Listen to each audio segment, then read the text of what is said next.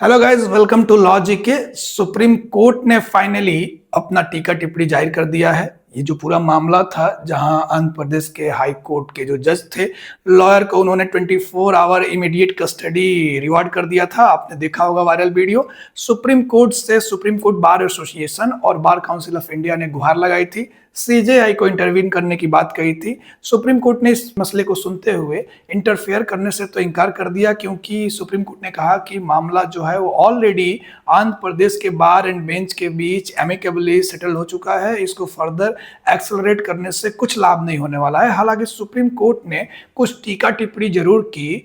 बार bench के जो senior members हैं, जो यंगस्टर्स हैं, सबके लिए दो दो शब्द सुप्रीम कोर्ट ने इस पूरे अपनी हियरिंग में बोला है। आप देख पा रहे होंगे हेडिंग क्या बोलता है कि जजेस must show patience and encouragement towards young advocates को प्रोत्साहित करना चाहिए जजेस को। Supreme court says after AP high court जज लॉयर एक्सचेंज। तो सुप्रीम कोर्ट ने बोला कि जज का जो ओरल रिमार्क है उसका कोई मतलब नहीं होता। बोले तो कोई एग्जीक्यूटेबल ऑर्डर नहीं है, उन्होंने बोल दिया, लेकिन वो एग्जीक्यूट नहीं हो सकता जब तक वो इन रिटन ना होगा। राइटिंग में होने के साथ साथ बोले तो हर जजमेंट के साथ रैशनल भी लिखना होता है, बोले तो रीजनिंग भी लिखनी होती है। तो हवा में कोई जजमेंट होता नहीं है। सुप्रीम कोर्ट ने यही बात बोली कि ये जो ओरल रिमार्क था उसका कोई मतलब नहीं है, क्योंकि वो एग्जीक्यूटेबल नहीं था, उसको एग्जीक्यूट किया नहीं जा सकता था। और साथ ही सुप्रीम कोर्ट ने बोला कि जो जज थे उनको ऐसा फील हुआ कि यंग लॉयर ने जो फाइल पटका है टेबल पे वो गुस्से में पटका है। हालांकि लॉयर का क्लेम था कि वो एक्सीडेंटली उसके हाथ से गिर गया नीचे।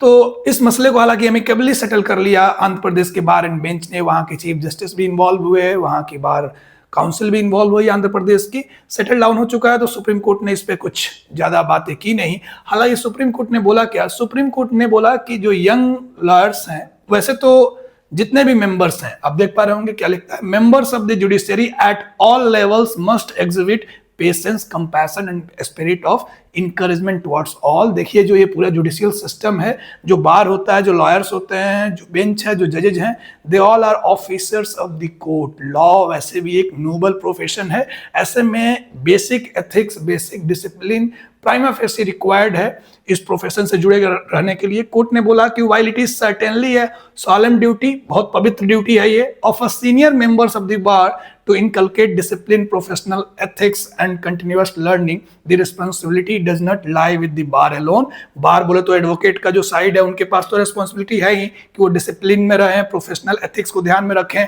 एडवोकेट एक्ट 1961 भी इसकी बात करता है।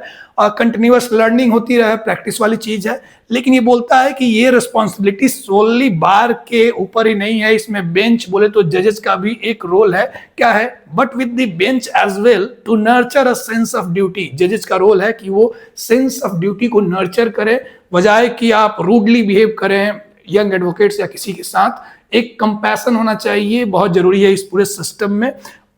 बोले तो sense of duty, integrity, so that every lawyer sees themselves as an officer of the court first, ऐसा कोर्ट ने कहा। तो इस बेसिस पे कि आप सीनियर एडवोकेट नहीं है, बैठ जाइए, कपिल सिब्बल आएंगे तो उनको हम बढ़िया से सुनेंगे, उनके साथ चाय नाश्ता करते हैं, ऐसी बातें ना हो।